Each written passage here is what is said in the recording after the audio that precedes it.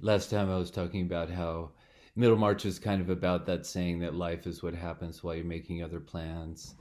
Um, characters seem um, characters' destinies are dictated by accidents, things that happened in spite of their intentions. The last thing that seems to matter are characters' own intentions for themselves.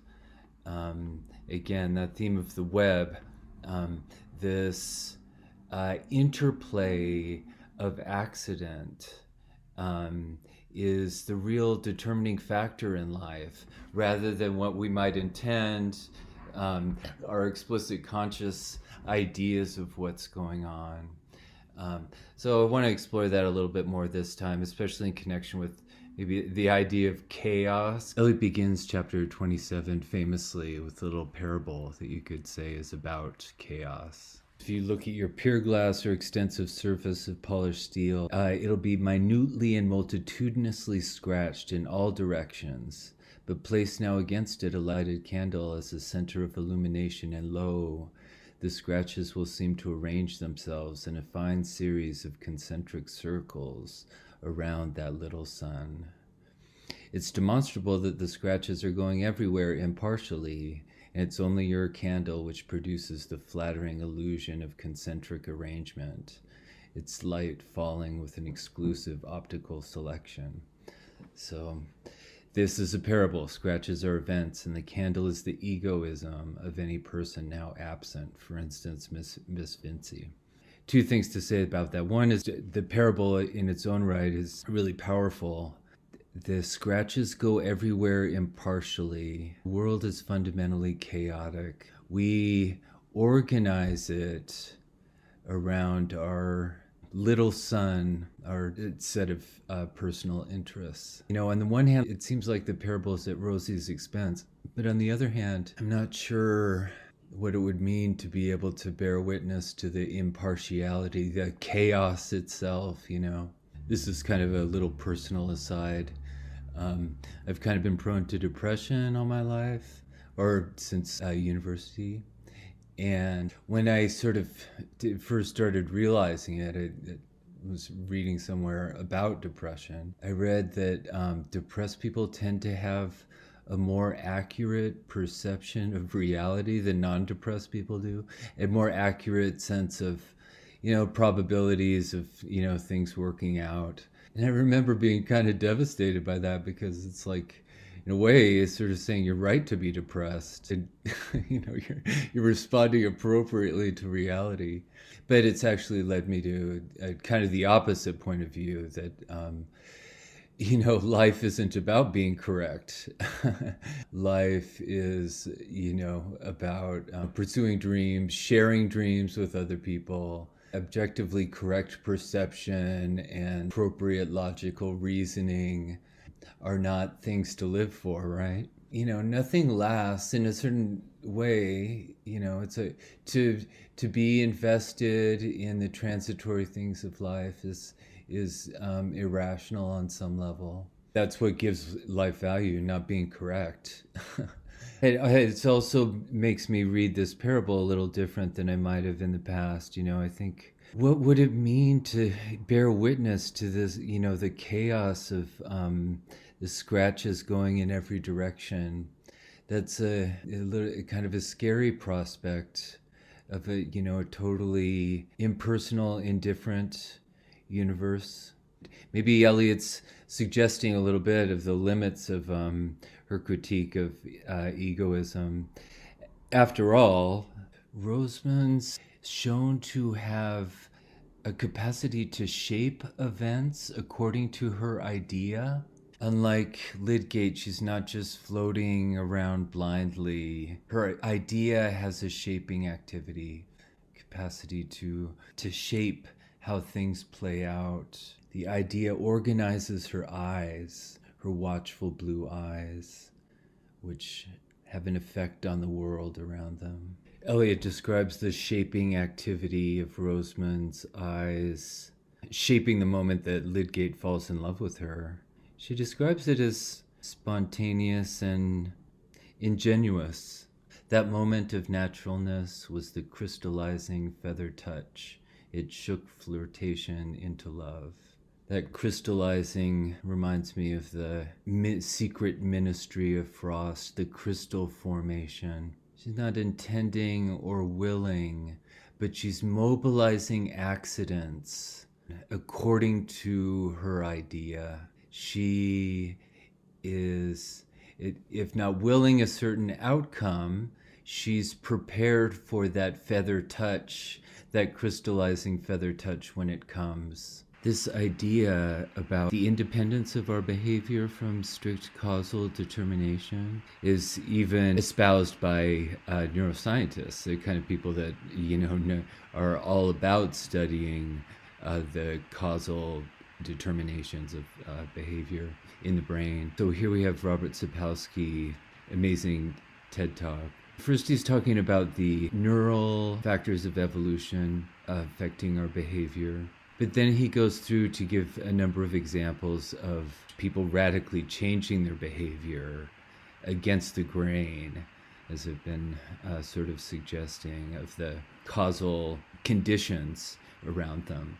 So he ends up proposing a reversal of the commonplace that if you don't study history, you're bound to repeat it. He says what you should study is the capacity to radically ignore history, to go against the grain of history. So the lesson he takes is those that don't study these examples of radical change coming out of nowhere are bound not to be able to repeat them. They're bound to be stuck having their behavior conditioned by causal determination around them. But we've got to push even further back millions of years, because if we're talking about genes, implicitly, we're now talking about the evolution of genes. And what you see is, for example, patterns across different primate species. Some of them have evolved for extremely low levels of aggression. Others have evolved in the opposite direction. And floating there in between by every measure are humans. Once again, this confused, barely defined species that has all these potentials to go one way or the other. So what has this gotten us to? Basically, what we're seeing here is if you want to understand a behavior, whether it's an appalling one, a wondrous one, or confusedly in between, if you want to understand that, you've got to take into account what happened a second before to a million years before, everything in between. So what can we conclude at this point? Officially, it's complicated. Wow, that's really helpful. It's complicated, and you better be real careful, real cautious before you conclude you know what causes a behavior, especially if it's a behavior you're judging harshly. Now, to me, the single most important point about all of this is one having to do with change. Every bit of biology I have mentioned here can change in different circumstances. For example, ecosystems change. Thousands of years ago, the Sahara was a lush grassland. Cultures change. In the 17th century, the most terrifying people in Europe were the Swedes, rampaging all over the place. This is what the Swedish military does now. They haven't had a war in 200 years. Most importantly, brains change. Neurons grow new processes, circuits disconnect, everything in the brain changes, and out of this come extraordinary examples of human change. First one. This is a man named John Newton, a British theologian who played a central role in the abolition of slavery from the British Empire in the early 1800s. And amazingly, this man spent decades as a younger man as the captain of a slave ship, and then as an investor in slavery, growing rich from this. And then something changed. Something changed in him, something that Newton himself celebrated in the thing that he's most famous for, a hymn that he wrote, Amazing Grace. This is a man named Zenji Abe on the morning of December 6, 1941, about to lead a squadron of Japanese bombers to attack Pearl Harbor. And this is the same man 50 years later to the day hugging a man who survived the attack on the ground. And as an old man, Zenji Abe came to a collection of Pearl Harbor survivors at a ceremony there and in halting English apologized for what he had done as a young man. Now, it doesn't always require decades. Sometimes extraordinary change could happen in just hours. Consider the World War I Christmas truce of 1914. Powers that be had negotiated a brief truce so that soldiers could go out, collect bodies from no man's land in between the trench lines. And soon, British and German soldiers were doing that, and then helping each other carry bodies, and then helping each other dig graves in the frozen ground, and then praying together, and then having Christmas together and exchanging gifts. And by the next day, they were playing soccer together and exchanging addresses so they could meet after the war. That truce kept going until the officers had to arrive and said, "We will shoot you unless you go back to trying to kill each other." And all it took here was hours for these men to develop a completely new category of us. All of us in the trenches here on both sides dying for no damn reason. And who was a them? Those faceless powers behind the lines who were using them as pawns. And sometimes change can occur in seconds. Probably the most horrifying event in the Vietnam War was the My Lai massacre. A brigade of American soldiers went into an undefended village full of civilians and killed between 350 and 500 of them. Mass raped women and children, mutilated bodies. It was appalling. It was appalling because it occurred, because the government denied it, because the US government eventually did nothing more than a slap on the wrist, and appalling because it almost certainly was not a singular event. This man, Hugh Thompson, this is the man who stopped the My Lai massacre.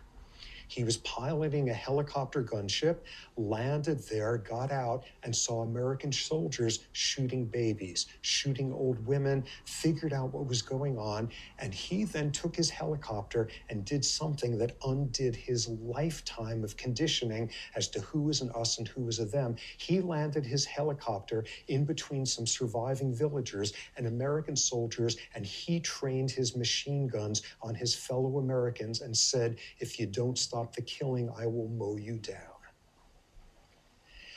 Now, these people are no more special than any of us. Same neurons, same neurochemicals, same biology. What we're left with here is this inevitable cliche, those who don't study history are destined to repeat it. What we have here is the opposite of it. Those who don't study the history of extraordinary human change, those who don't study the biology of what can transform us from our worst to our best behaviors, those who don't do this are destined not to be able to repeat these incandescent, magnificent moments. So thank you. So I think that parable about the scratched mirror is maybe not as simple as it seems at first, especially coming at the expense of Rosie, because I think that Rosie is shown to mobilize her egoism in a way that comes off favorably compared to Lydgate's passivity. That shaping activity, I think that's what we're supposed to do. I think our ideas are supposed to have shaping activity.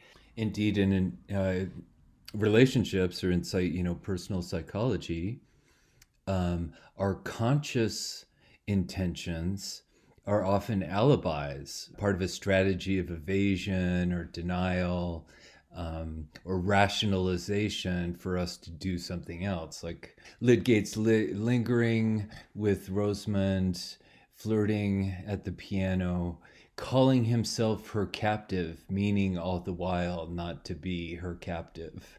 So Lydgate's totally playing a game with himself of false consciousness, making himself exactly what he's telling himself he's not. It's another example where I wonder if Eliot is kind of mocking herself, mocking the philosopher who told her this parable, and maybe mocking the reader for feeling holier than thou. I mean, the point she makes there is the candle is the egoism of anyone now absent. That's I'm not so egotistical myself, but this I see how that parable applies to other people. I wonder if on some level she's kind of turning the tables on that complacency with regard to Rosie. I mean, because that's Lydgate's attitude, right? He thinks he's so much smarter, and so that complacency is what makes him so vulnerable to being shaped by her egoism. Eliot's, I think, maybe wanting to keep us honest a little bit, like, um, a philosopher that's kind of like Casaubon, that stands above the world, is kind of scared of actually intervening in the world in a personal way. He stands aloof, manipulates the world from a distance. Maybe that egotism comes with the territory to some degree. There are some other examples, though, of a kind of shaping activity, or what I was calling last time aesthetic experience, that seems to go against the grain of the narrative. Um, for example, here in the story of Fred's ignoble groveling to the garce, Eliot casts it as an example of that idea of Feuerbach's, that other people are my conscience. My conscience is in other people. It says that Mary is serving that role for Fred here. And she describes it in a way that makes it sound almost heroic, which is pretty amazing because Fred is such a slacker. It's not that he knows he's not making her proud. He's kind of disgusting her, and she says as much. But his love for her here is making him do better than he would otherwise. And so that even in his, lowest moment ever, as explicitly said, Eliot, in a funny way, is kind of casting it as heroic. She even compares it to ancient classical drama. The theater of my actions is fallen, said an antique personage when his chief friend was dead. And they are fortunate who get a theater where the audience demands their best. Certainly it would have made a considerable difference to Fred at that time if Mary Garth had had no decided notions as to what was admirable in character. So that's quite moving. I mean, he's trying to do justice to Mary's ideas of trying to live up to her ideas of what an admirable character is. Even while he's, according to the narrative, sort of the most ashamed as he's ever been. And I think Dorothea discovers similarly kind of shaping activity by way of this miniature of Casaubon's Aunt Julia, Will Ladislaw's grandmother. So, this is in the wake of the honeymoon from hell, and she's still trying to be the good servant of her husband, but her world is really collapsed. It's totally disenchanted, deadened. It's really bleak. She's so depressed. But this, seeing this miniature really does something for her. It, again, provides a shaping form for her struggles with marriage. She's finding a resonant echo, an image, simple image that she can project her feelings onto and feel some, what she, specifically calls a companionship, a friendship with this little miniature. It's especially powerful, I thought, in connection with the words she says to Celia, or what she doesn't say to Celia, her until now closest confidant. Celia asks her if it's nice, do you think it's nice to go to Rome for a wedding journey? And Dorothea sort of demurs and says, it's not for everybody, but then thinks to herself, no one would ever know what she thought of a wedding journey to Rome. Again, that sort of heavy despair and keeping it to herself. And yet here she feels a sense of companionship. I think a sense of this miniature. It's such a meager thing, but it provides her again that shaping activity. I think that's what's going on here. She looks at this. Gosh, it's just, there's so much emotion in this narration. The salt tears, the breadths of experience they're crystallizing. I think that word crystallizing is really apt. It reminds me of this little clip of Mr. Rogers talking about music and emotion, how transitions in music can provide a image, a helpful guide for negotiating one's own emotional transitions. Come on over a minute. I just had some ideas that I'd been thinking about for quite a while about modulation. It seems to me that there are different themes in life. And one of my main jobs, it seems to me, is to help through the mass media for children, to help children through some of the difficult modulations of life. Because it's easy, for instance, to go from C to F. But there are some modulations that aren't so easy. For instance, to go from F to F sharp, you've got to weave through all sorts of things. And it seems to me, if you've got somebody to help you as you weave, maybe this is just too philosophical. Maybe I'm trying to combine things that can't be combined, but it makes sense to me. Processing of emotion, working through rather than being kind of oppressed by the diffuse, confusing weight of emotion. It's liberating to feel it communicated or echoed in the way that Dorothea describes here. Was it only her friends who thought her marriage unfortunate, or did she herself find it out to be a mistake and taste the salt bitterness of her tears in the merciful silence of the night? What breadths of experience Dorothea seemed to have passed over since she first looked at this miniature. She felt a new companionship with it, as if it had an ear for her and could see how she was looking at it.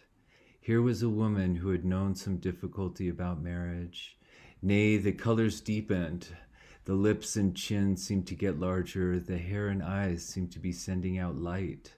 The face was masculine and beamed on her with that full gaze which tells her on whom it falls that she is too interesting for the slightest movement of her eyelid to pass unnoticed and uninterpreted. The vivid presentation came like a pleasant glow to Dorothea. She felt herself smiling, and turning from the miniature, sat down and looked up as if she were again talking to a figure in front of her. It's really something. Much like, I'd suggest, some to think about, our relationship with her. She's imaginary. We're having an imaginary relationship with her. Projecting, like we do. I think that's part of what reading fiction is about. Projecting our emotions onto characters we relate to. Imagining they know the taste of salt bitterness that we've experienced.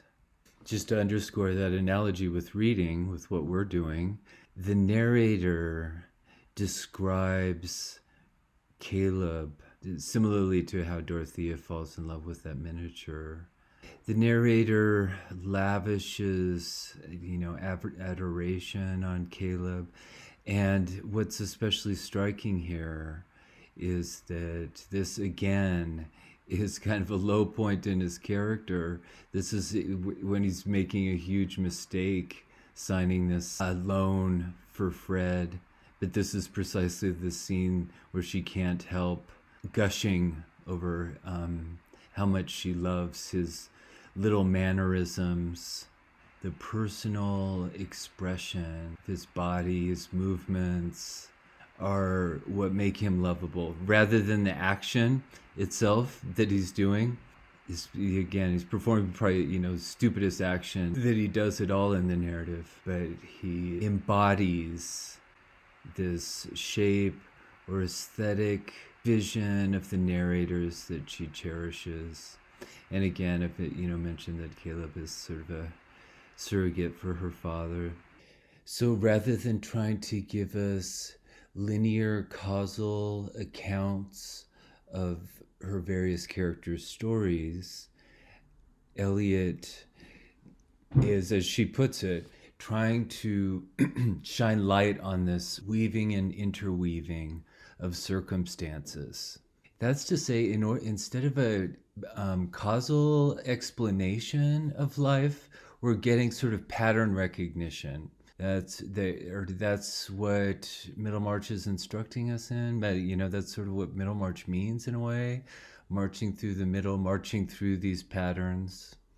It's also what the Romantic poets, as well as Darwin, explore. Things play out unpredictably, but at scale, we can recognize these patterns. Again, that idea of the fact of frequency. We can recognize patterns that also conform to a kind of emotional intelligence.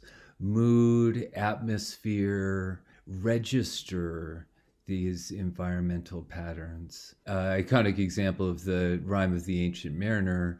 We're given no explanation why the mariner shot the albatross or why the albatross falls from his neck. So causal explanation is unavailable. Instead, what we get is a sense of mood, of emotion, surprising attentiveness to details in the environment, the snakes reflected in the moonlight, sparkling white like hoarfrost, or deep red and green within the shadow of the ship where the mariner can see under the water. Noticing these details that don't serve any narrative explanation, but they flesh out subjective experiences, a kind of mood that's interactive between the self and the environment. So I like the word mood because it suggests both a psychological state in the subject and an atmospheric state in the surroundings. And these patterns here, Darwin's Tree of Life, is describing species variation over time. They branch off with different variants, and those branches sprout different variants. This pattern is called arborization, because it looks like a tree. It looks like tree branches.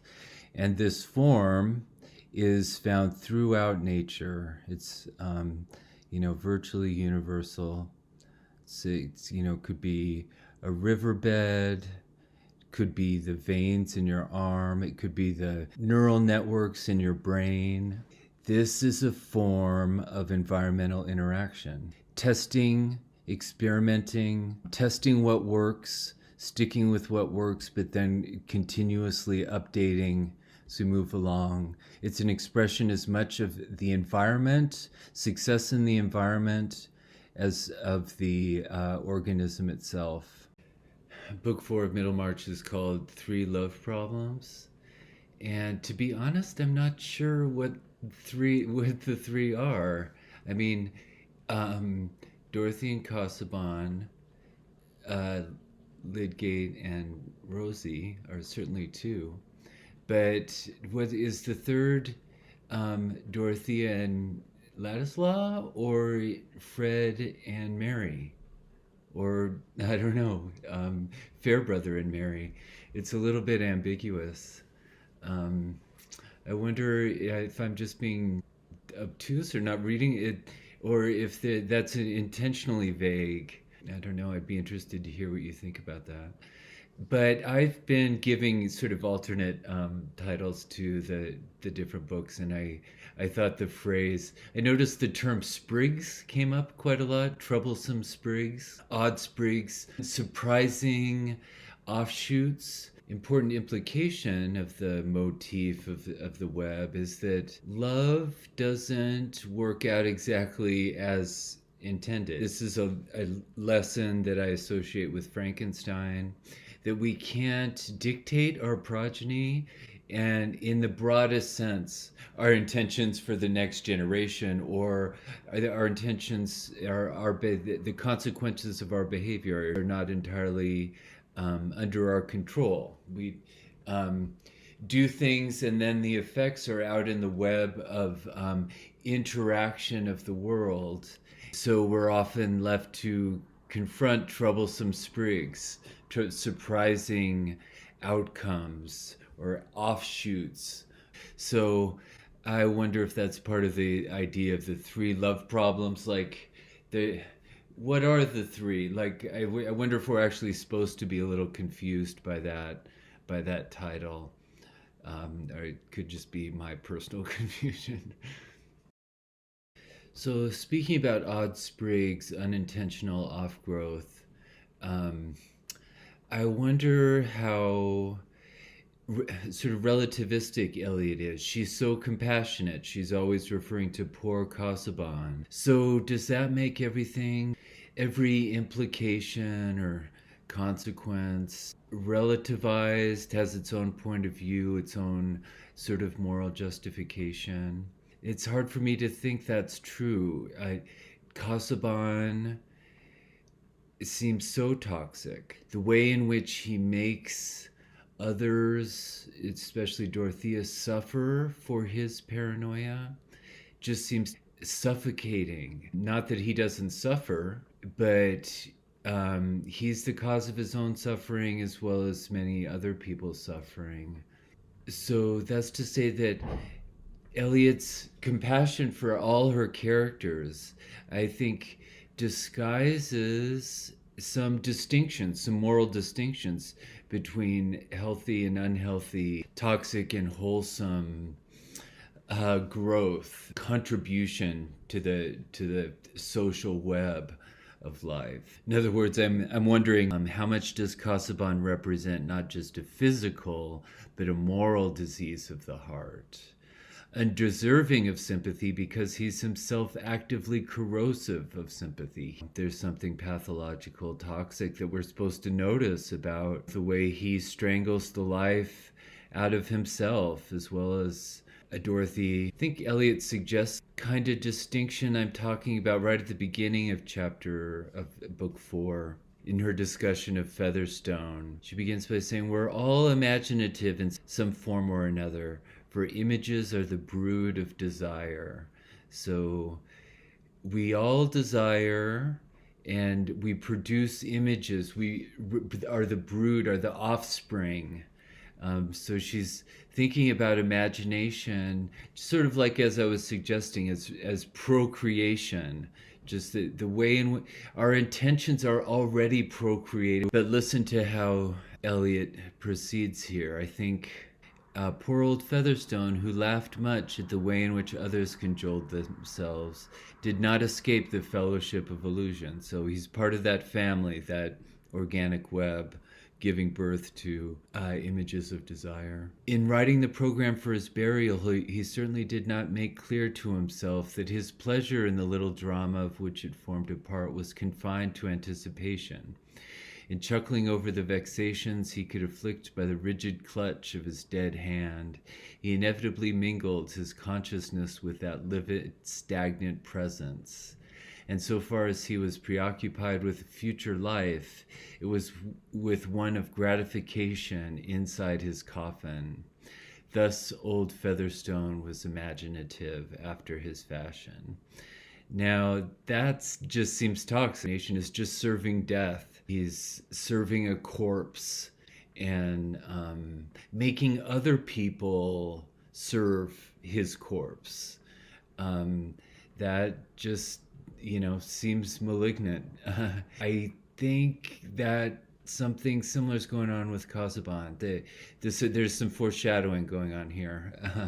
Don't mean to spoil anything, but I think we already see in this book the world is just hostile to him, and threatening, a source of worry and anxiety on all sides. He's lost his willingness to risk engagement of life. Eliot highlights the scene of Featherstone's funeral, not necessarily as foreshadowing, but as a memory that will stay with Dorothea, like the scene at St. Peter's.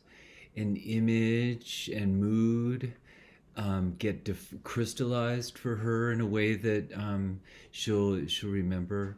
In a way, it really underscores the theme of neighbors. She wishes she knew better, her neighbors better. That's something that she, as troubled her throughout her life, is feeling cut off from her fellow Middlemarchers. So one set of neighbors reminds her to see another set of neighbors, and it has to do with upper class and lower class. And this is maps onto the physical layout of the scene very explicitly. The upper class gentry are looking down from Lowick Manor on the congregation of kind of riffraff that Mrs. Cadwallader actually refers to as animals. Mrs. Cadwallader doesn't think of them as neighbors. She thinks of them as a animalistic spectacle to look at as entertainment. So it's really striking language that she uses. In fact, she refers to the peasants around Lowick Manor as animals. But she contrasts them to the peasants around Freshitt Hall as monsters. They're not even animal status, they're monsters. So I think this question of what counts as a neighbor is a crucial one. It comes up, it becomes linked to the Reform Bill, what it means to share in a political community, democracy, democratic neighborliness, citizenship. So Eliot suggests here that our neighbors' lives are interwoven with our own. Scenes which make a vital change in our neighbor's lot are but the background of our own, yet like a particular aspect of the fields and trees, they become associated for us with the epochs of our own history and make a part of that unity which lies in the selection of our keenest consciousness. So I think she's really pointing out how we think it's just the background, but there's a sort of ecological interweaving of our lots.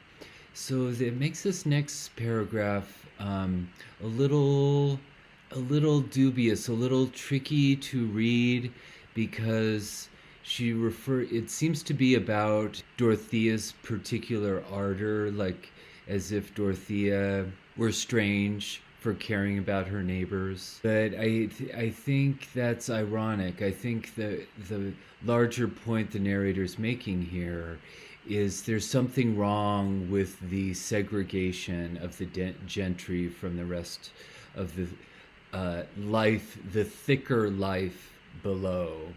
The country gentry of old time lived in a rarefied social air, dotted apart on their stations up on the mountain. They looked down with imperfect discrimination on the belts of thicker life below. And Dorothea was not at ease in the perspective and chilliness of that height. I think Eliot's saying she's right to not be at ease, that there's something unhealthy about that chilliness. So maybe again related to the morbidity of Featherstone and Casaubon, this chilly detachment from thicker life, social interaction.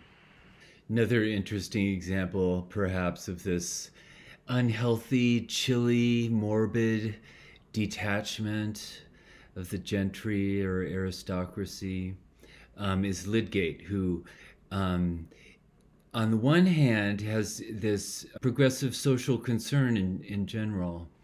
It's a man of science and rationality that's linked with French social theories. But Eliot, I think, ironically mentions that he did not come away with reading French social theory with any smell of scorching. He didn't lose his aristocratic taste, and that causes him problems. That sense of entitlement and kind of naivety about money, social reality gets him into trouble. So again, that theme of hot and cold, like maybe he would have been better off having been scorched. That would have warmed him to social economic reality. Chapter 37 begins to address the politics of reform, and in terms related to this question of neighborliness. It's an interesting discussion here among the Tory opponents of Mr. Brooke, who's lining with the reform movement, leading this newspaper that's edited and it sounds like written by Will Ladislaw. I think it's interesting how Eliot paraphrases this notable article in the Pioneer. It's time when the crying needs of the country might well counteract a reluctance to public action on the part of men whose minds... So he's characterizing complacency. This is sort of a theme that we've noticed a lot. What is it that makes men's minds complacent, reluctant to public action? Reluctance on the part of men whose minds had, from long experience, acquired breadth as well as concentration, decision of judgment as well as tolerance, dispassionateness as well as energy. In fact, all those qualities in which the melancholy experience of mankind have been least disposed to share lodgings. So a little bit ambiguous and difficult to parse, but I think the conclusion is telling. It's about sharing lodgings, neighborliness, empathy, concern for your neighbor, breadth as well as concentrated. The point is that you're not helping your neighbors. Are the crying needs now enough to counteract this wishy-washy reluctance? It's like, a child in front of a car in the street. It's just a calling out for action. Can you, not think through as an intellectual question, this moral crisis? Can you just respond to the moral crisis out of concern for your fellow man? Speaking of the antisocial morbidity of like Featherstone and Casaubon, that recalls a description from chapter 29 of Casaubon. It's not where, again, the narrator's expressing sympathy for Casaubon, but I wonder if, it's not that he doesn't deserve sympathy, but I think what she's pointing out here is something that's actually a deep problem, deeply, toxic, that we can be sympathetic because it's causing him to suffer as well as causing other people to suffer. But it's for precisely that reason that it's not to be enabled. We can feel sympathy for his suffering, and actually for exactly that reason, be intolerant of what's causing his suffering. It's an uneasy lot at best to be what we call highly taught and yet not to enjoy, to be present at this great spectacle of life and never to be liberated from a small, hungry, shivering self, never to be fully possessed by the glory we behold, never to have our consciousness rapturously transformed into the vividness of a thought, the ardor of a passion, the energy of an action, but always to be scholarly and uninspired, ambitious and timid, scrupulous and dim-sighted. So again, he's like caught in this attitude hostile to life. He's trapped in this scholarly but uninspired, ambitious but timid, scrupulous but dim-sighted. It's an impasse that eats life up like a cancer rather than engaging. So later in chapter 37, I think Eliot develops this morbid attitude of Casaubon's. She calls it a burrowing disposition, which suggests that morbidity of the coffin burrowing into the ground. I mean, it does combine the dim-sightedness of the mole that just wants to, like a corpse, go down into retreat into the earth, but combined with the scrupulousness, too shy to act in the world. So he just feeds off the world in this kind of cancerous way. He disliked Will while he helped him, but he had begun to dislike him still more now that Will had declined his help. That's the way with us when we have an uneasy jealousy in our disposition, if our talents are chiefly of the burrowing kind. Our honey-sipping cousin, whom we have grave reasons for objecting to, is likely to have a secret contempt for us, and anyone who admires him passes an oblique criticism on ourselves. So it's a sweeping paranoia. That's what I mean, just about this hostility to life in general. Having the scruples of rectitude in our souls, we're above the meanness of injuring him. See, I think Eliot's suggesting it would be better if he didn't have that scruple. Like, if he just acted, in a more direct way, that at least would be engaging life. But he just burrows. His antipathy to Will did not spring from the common jealousy of a winter-worn husband. It was deeper, bred by his lifelong claims and discontents. But Dorothea, now that she was present, Dorothea as a young wife who herself had shown an offensive capability of criticism, necessarily gave concentration to the uneasiness which had before been vague. So this lifelong discontent and resentment Dorothea gives it focus, but it's what's focused is fear and resentment and paranoia of life in general. And I think we can see how the metaphors of the narrator, Casaubon's burrowing disposition, dim-sighted scrupulousness, overlap with Will's. He's talking about Dorothea's marriage as the most horrible of virgin sacrifices. He painted to himself what were Dorothea's inward sorrows as if he'd been riding a choric whale. And he paints himself, we'll see, in kind of fairy tale terms, almost like a chivalric romance. That again, you read in the context of Eliot's generally realistic prose style. It sounds fantastical, and Will in general seems flighty. So it's easy to dismiss, but I'd like you to consider as you go forward how often maybe the narrator corroborates this fairy tale or romantic imagery.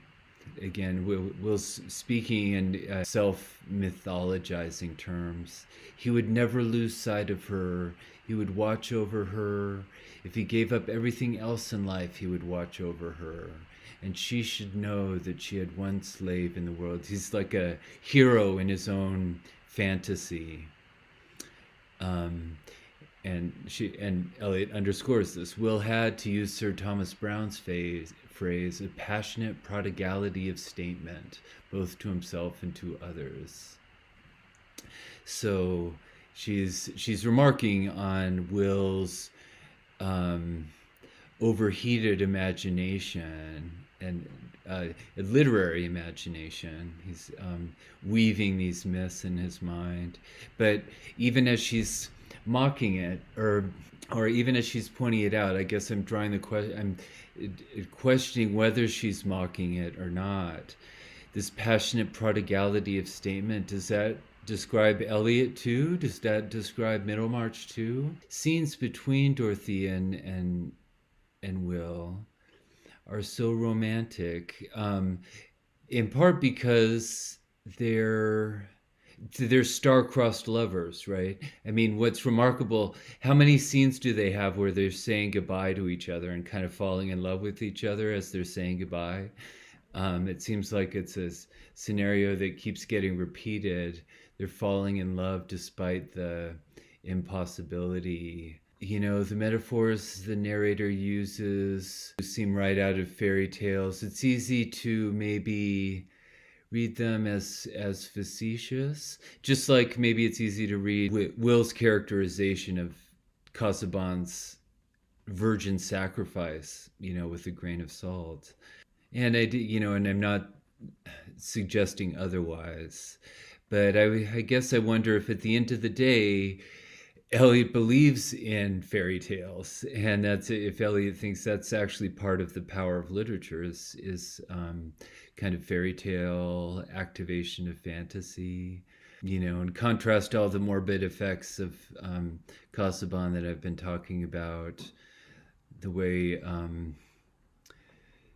Will and Dorothea are described looking at each other as if they had been two flowers which had been opened then and there. It seemed fresh water at her thirsty lips to speak without fear to the one person whom she'd found receptive. For in looking backward through sadness, she exaggerated a past solace. So she's being psychologically realistic. She's not denying that Dorothea is exaggerating Will's appeal to her because he's a sight for sore eyes, you know, because of how bleak her marriage has been. So there's a realism to the slight self-delusion that Dorothea is indulging in here. And she suggests something similar, I think, about Will. Dorothea says, "It seems strange how many things I said to you then."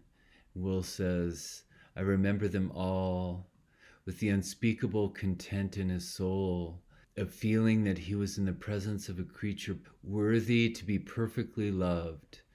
I think his own feelings at that moment were perfect, for we mortals have our divine moments when love is satisfied in the completeness of the beloved object."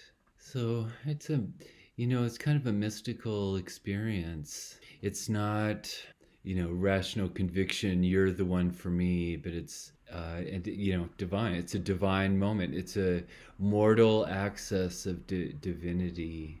So in a way, Eliot's writing a kind of fairy tale of her own, but we can also find passages where Eliot's suggesting that we can write our own fairy tales. We can cultivate this kind of mysticism, or to try to apply it to the world, try to find it in the world actively. Like last week, we were talking about Rosamund's shaping activity, that Rosamund's eyes have a shaping activity on the world around her. I think she suggests something similar about, and maybe much more worthy about that in terms of Ladislaw's love for Dorothea. Here when she writes, to ask her to be less simple and direct would be like breathing on the crystal that you want to see the light through. There was always the other great dread of himself becoming dimmed and forever ray-shorn in her eyes. Ray-shorn. What's cool about this is it's referring back to a way in which the narrator had described Will's hair as like projecting rays. But here she's applying that thought to Will himself. So it's as if Will has internalized the metaphor of the narrators, of himself, that he wants to maintain his ray emitting image in the narrator's head, or in Dorothea's head, but that's actually the narrator's head. I asked the question this week in the discussion whether we can think of the narrator's imagery here as functioning in terms of Feuerbach's idea that other people serve as my moral conscience. So the narrator articulates the moral conscience, the moral imagination of characters thinking about each other. The narrator is kind of mediating that, and thereby also mediating the reader's imagination. The narrator defines the terms, like of this rays, being shorn of the rays his hair emits, or the crystal dimmed by breath. It's providing the terms through which we imagine these characters. So these metaphors, like the crystal and the ray, I mean, they're teaching us how to see it. He doesn't want to blemish the crystal. And that image, the clear crystal, is shaping his behavior. And thereby he's shaping the reality of the world around him. Later still in chapter 37, the narrator describes this shaping activity of the imagination.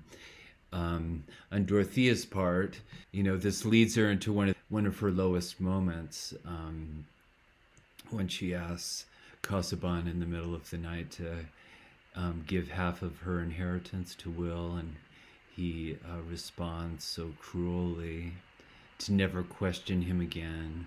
And this is a real pivotal, I think, moment for his paranoia too.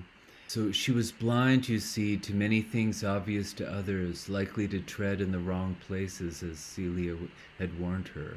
Yet her blindness to whatever did not lie in her own pure purpose carried her safely by the side of precipices where vision would have been perilous with fear.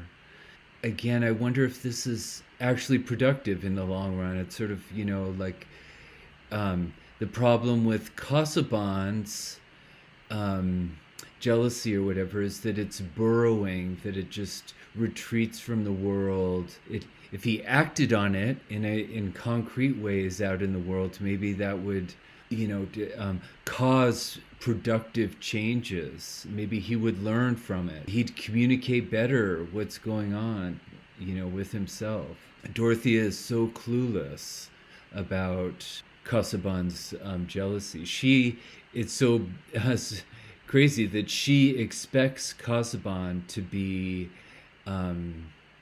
receptive to the idea of giving half of her inheritance to Will. That's how little clue Dorothea has about what's actually going on with Casaubon.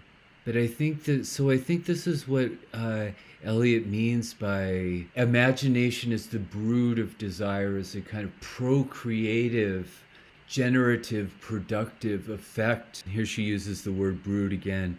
When young ardor is set brooding over the conception of a prompt deed, the deed itself seems to start forth with independent life, mastering ideal obstacles. Like imagination gives birth to the deed, and the deed bursts forth with independent life.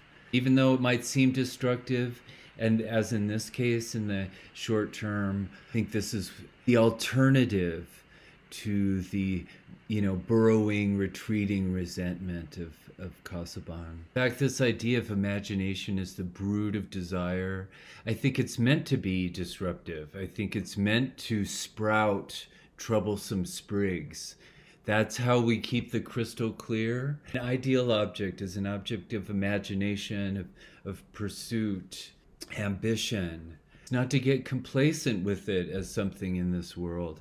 I think that's the point of this really key passage where Dorothy is complaining about the picturesque images of the countryside that Mr. Brooke keeps in his house, and while the actual countryside is a scene of so much misery. Of Dorothy here says, "I used to come from the village with all that dirt and coarse ugliness like a pain within me, and the simpering pictures in the drawing room seemed to me like a wicked attempt to find delight in what is false, while we don't mind how hard the truth is for the neighbors outside our walls." Neighbors again.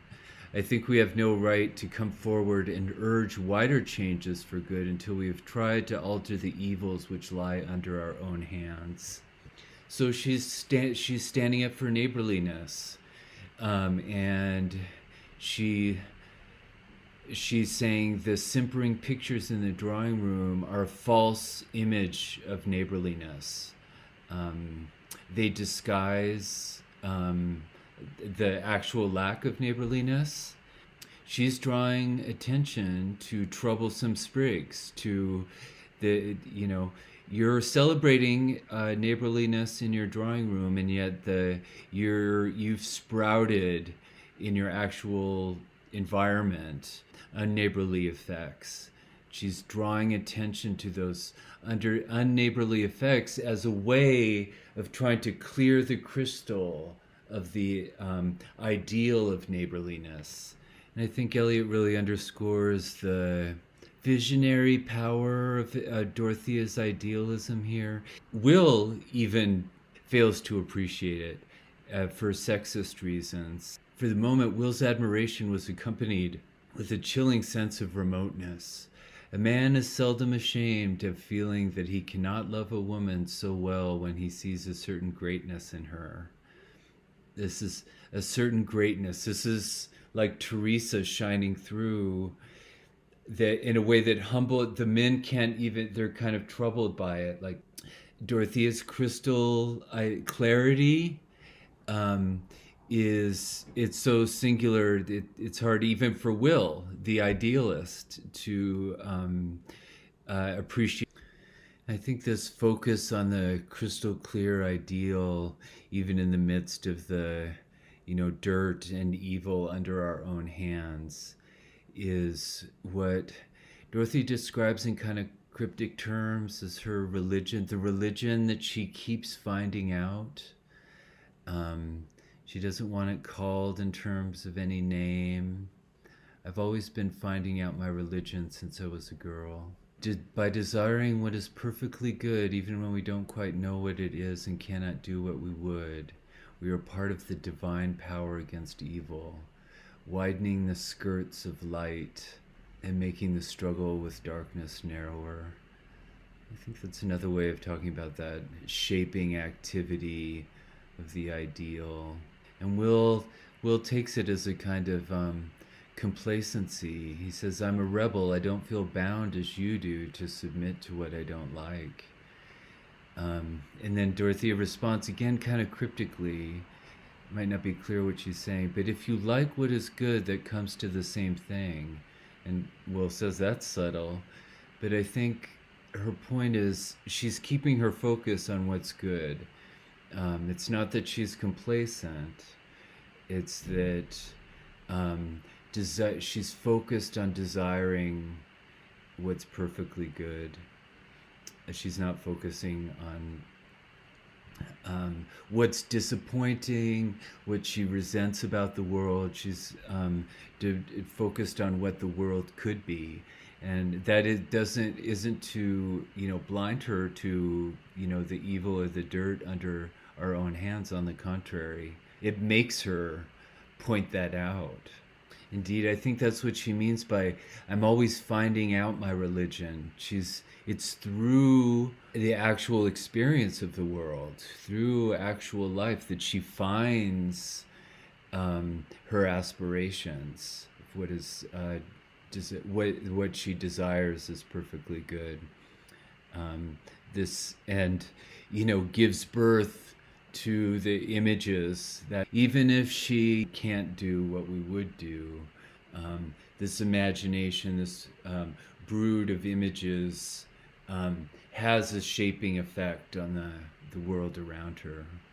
And again, I think Eliot beautifully underscores the kind of fairy tale idealism of this scene, the sort of divine entrancement of the two lovers, describing them as looking at each other like two fond children who are talking confidentially of birds. It's this miraculous transmission of miracles, bearing witness, childlike witness to the wonder of the world. Chapter 39 ends with one of the great set pieces of Middlemarch. This encounter between Mr. Brooke and the drunk farmer Dagley.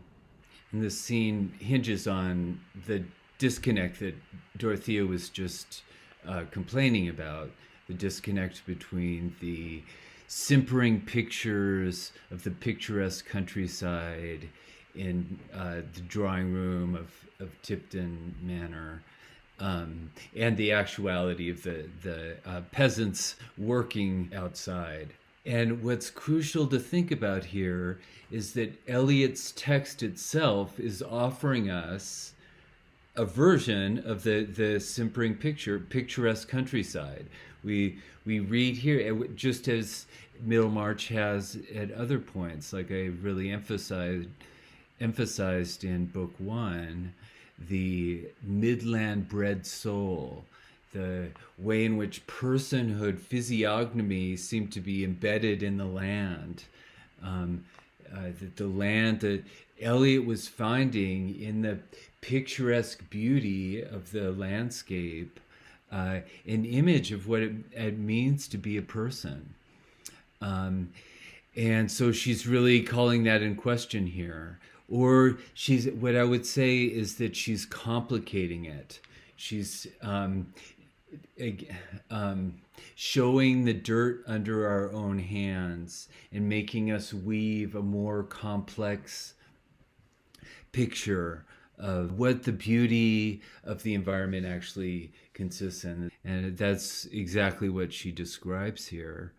Picturesque beauty, but she's exposing the hardship underneath. It's true that an observer under the softening influence of the fine arts, which makes other people's hardships picturesque, I mean, that describes us, readers of this novel. By making us reflect critically on the pleasure that we take from novel reading, and this novel in particular that celebrates the midland-bred soul, Eliot is really trying to bring to the forefront the politics of reform, the complexity of the question of what it means to be a good neighbor, to treat other people with concern. So these troublesome associations were just now strongly present to Mr. Brooke and spoiled the scene for him. And the scene comes most vividly to life here in the voice of Dagley himself. I think this passage of vernacular focuses this question. Dagley here is expressing confusedly, drunkenly, the reform movement. He is animated by the spirit of reform, by the reform movement. Even if he doesn't understand it, that's really not the point. The point is it's animating his speech, and it's changing his behavior and changing Brooke's behavior. He's so surprised by, he doesn't know how to really comprehend what happens here. Um, so Eliot's language, giving a new dimension to the picturesque countryside, but also representing the politics of reform, the spirit of reform. She's weaving the two together: representation of the land, representation of politics, representation of personhood. It seemed wiser to be quite passive than to attempt a ridiculous flight pursued by a bawling man.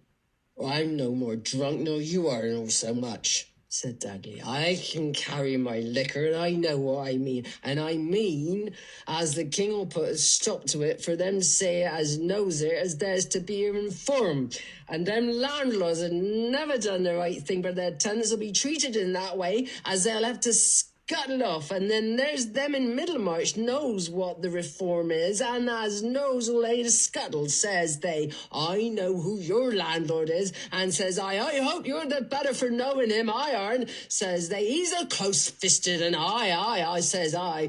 He's a man for the reform, says they. And that's what they says, and I made out what the reform were, and were to send you and your likes a scuttling, and with pretty strong-smelling things too, and you may do as you like now, for I'm none afeard of you, and you better let my boy alone and look to yourself afore their informers got your back. That's what I'm got to say, concluded Mr. Dagley, striking his fork into the ground with a firmness which proved inconvenient as he tried to draw it up again. And there's a pointed contrast with Caleb Garth. It says, when Brooke had quarreled with Caleb Garth 12 years before, he had thought that the tenants would be pleased at the landlord's taking everything into his own hands. That's what's different now. The reform movement has made a difference. Mr. Brooke cannot be so complacent this time. Now he's amazed by the novelty of his situation. But what's different is the movement of reform has a shaping activity on the behavior of tenants like Dagley that amaze Brooke and change his behavior. So, which ultimately results in Caleb Garth getting hired back.